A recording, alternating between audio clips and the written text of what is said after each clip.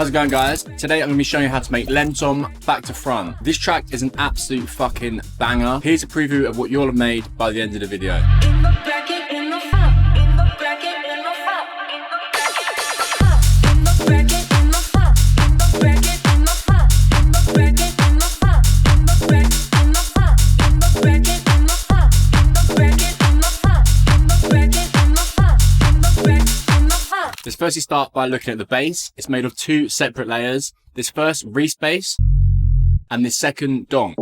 And together with the kick, it sounds like this. Great, let's firstly start by looking at the Reese bass. So we're going to have a look at the notes first, and it's just two simple notes. So F sharp and then down to F. So yeah, super simple. As you can see, there's also a slight gap here, and the second note for that donk would start here. But as you can see, I've left a slight gap, which helps that sort of donk to keep its own sort of space. Great, now let's have a look at the sound design. So this is actually a preset for my Speed Garage Volume 3 pack. This is a brand new pack that's just dropped. It also comes with a matching drums pack. That's the same drums that's been used in this video as well. So yeah, this pack has 70 presets, and they're all based off popular Speed Garage tracks that have come out the past sort of year. There's also a few UKG ones thrown in. Honestly, the sound here are like really dark, deep, more sort of modern Speed Garage sound. The sound seems to have evolved a lot within the past sort of 12 months, and it's all about this sort of big, heavy bass lines, as well as like deep, low Reese's and stuff like that. Definitely check the pack out. The link for that is in the description. Of course, if you get the Ultimate Bundle or the Speed Garage Bundle, then you get all the packs. You get them for less than £10 a pack. Great, let's stop waiting on about and get straight in with the video. Cool, so I'm just going to turn everything off and go through it one by one. I think this is a slight better way than me doing it from scratch. That way you get way more sort of accuracy to the original preset, because it's exactly the same parameters. Great, so firstly, turn on the sub and select a sine wave and go -2. It's going to sound like this. Then turn on oscillator A, pitch it down 1 octave, of course, default basic shapes, sine wave, and fine tune it -27. Oscillator B, -1, +36, again, default shape, sine wave. And then oscillator C, again, another sine wave, pitch it down 1 octave, +7 semitones. So we're creating almost like a chord stack, and then detune that -19. It's gonna sound like this. Turn that filter on.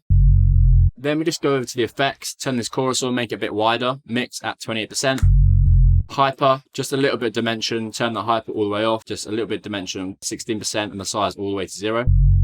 And then another filter, just taking out any extra top end. Really thick, heavy Reese bass, as you can hear. Cool, now let's move on to that donk.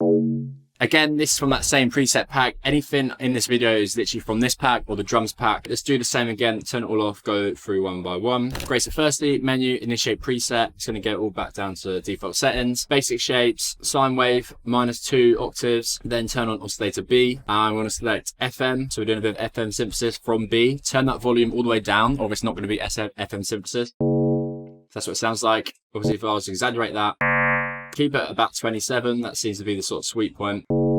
Then we're going to use some subtractive synthesis. So we're going to use the filter. Make sure sub, A, B, C, all selected. Bit of fat, bit of drive. Resonance, really important with the sound, 45%. And then we come down to this LFO, which I've gone a bit spastic on, to be honest. So yeah, drag that over here. So cut off a 43, drag that over, then 44%, put it to a bar mode, retrig, and create some sort of shape like this. It's basically just this front bit that's making the sound.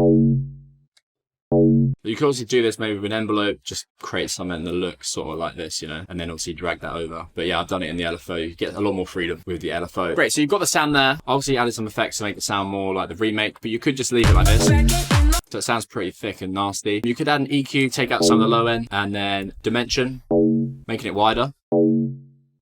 Then we've got a chorus, and then a filter, just take out some of the top end. You could obviously leave all of these effects off and it's still going to sound good. So yeah, it's kind of up to you. It's more of a taste thing, like the effects on this. Great, and also with the MIDI with the bass, I forgot to mention, it's just a note, single note of F sharp, and that's what it's playing. So see, this is the F sharp, and then this is also F sharp. So yeah, good thing with this style of track, if you're not very good at writing like melodies or leads and stuff like that, there's literally just 3 notes and 2 of them are the same. So yeah, like you don't have to be good at writing really cool melodies or like bass lines and stuff like that. It's literally just made of 3 notes. Next, we move on to the drums. The drums in this track are super simple, but it sort of just gives the bass line its own room to breathe. Because I did actually try and do this with like a top loop and stuff like that, but it sounded too busy. So if you listen to the original, it's quite straight down the middle, like not too much swing. Let's give it a listen.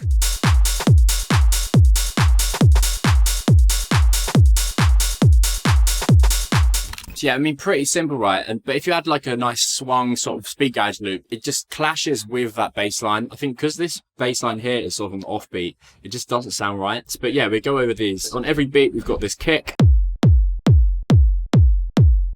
Super simple. Then we've got our open hat. That's on the offbeat.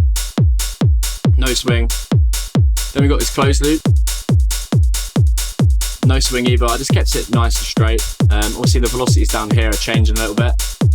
And then we've just got this clap. And then to give it a little bit of swing, even though the original didn't have this, I just had to add it anyway. Just this little rim shot.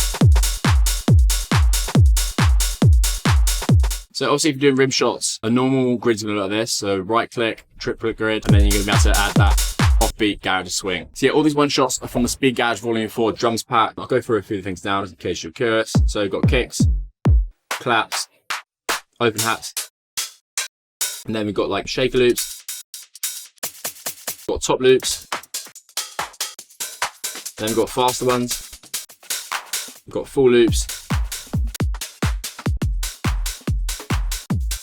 So yeah, just loads of loops, and then obviously we've got ragga effects, crowd noise. Cool, so then that sort of takes us on to the next section, which is the effects. So just before the drop, you've got this ragga chop. Just helps transition, but a nice sort of laser shot. And also there's like a change in the velocity.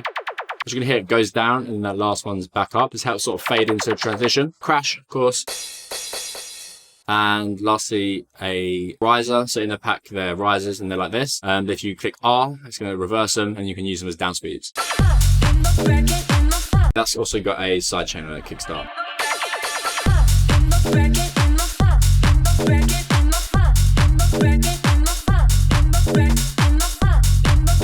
Great guys, thank you very much for watching. I will see you next week for another Speed Garage video. Cheers.